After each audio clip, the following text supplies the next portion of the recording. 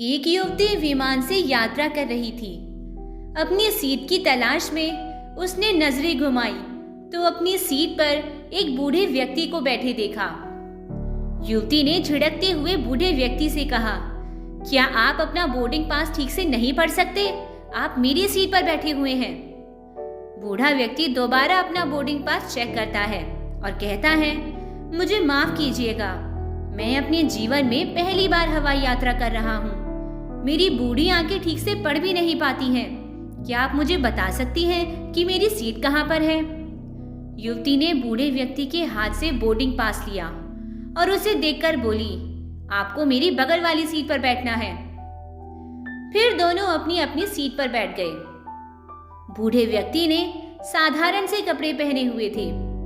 वह दिखने में काफी गरीब लग रहा था और ठीक से अपनी सीट बेल्ट भी नहीं बांध पा रहा था, मानो बहुत असहज महसूस कर रहा हो। सहज होने के लिए बूढ़े व्यक्ति ने युवती से बात शुरू करनी चाहिए और बोला, मैं आज पहली बार विमान में बैठा हूँ।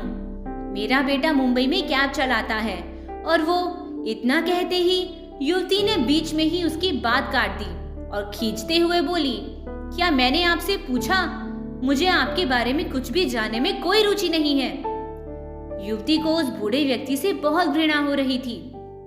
तभी बूढ़ा व्यक्ति जोर जोर से खांसने लगता है, जिसे देखकर महिला गुस्से से भर जाती है और एयर होस्टेस को बुलाकर कहती है, बगल में बैठे इस बूढ़े व्यक्ति के कारण मुझे बहुत परेशानी हो रही है। मैं सुविधा पूर्वक यात्रा नहीं कर पा रही हूँ। कृपया मेरी सीट बदल दें।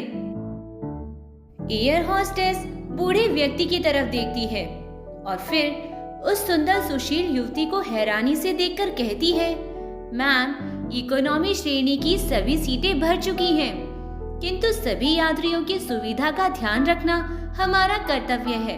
मैं इस बारे में विमान के कप्तान से बात करती हूँ। कृपा कर आप धैर्य रखें। बूढ़ा व्यक्ति चुपचाप हैरानी से ये सब देख रहा था। विमान के कप्तान से बात करके लौटने पर एयर होस्टेस कहती है, मैम, असुविधा के लिए हमें खेद है। इस पूरे विमान में केवल एक सीट खाली है और वो प्रथम श्रेणी में है। हमारी टीम ने एक असाधारण निर्णय लिया है और हमारी कंपनी के इतिहास में पहली बार एक यात्री को इकोनॉमी क्लास से प्रथम श्रेणी में भेजा जा रहा है। ये बात सुनकर युवती बहुत खुश हुई, लेकिन जैसे ही वो सीट से उठने लगी तभी एयर होस्टेस ने विनम्रता पूर्वक बूढ़े व्यक्ति की ओर हाथ आगे बढ़ाया और कहा, सर, हम नहीं चाहते किसी अशिष्ट यात्री के कारण आपको यात्रा करने में परेशानी हो। क्या आप मेरे साथ चलने का कष्ट करेंगे? बूढ़ा व्यक्ति उठा और प्रथम श्रेणी में जाकर बैठ गया। विमान के सभी यात्रीगण तालियां बजाने लगे और युवती शर्मिंदा होकर सिर झुकाए वापस अपनी सीट पर बैठ गई।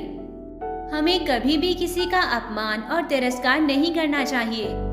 जीवन में हम चाहे कितनी भी ऊंचाई क्यों ना छू ले, पर हमें अपनी जमीन से जुड़े रहना चाहिए। विचारों में उदारता और व्यवहार में विनम्रता ही असली सुंदरता होती है।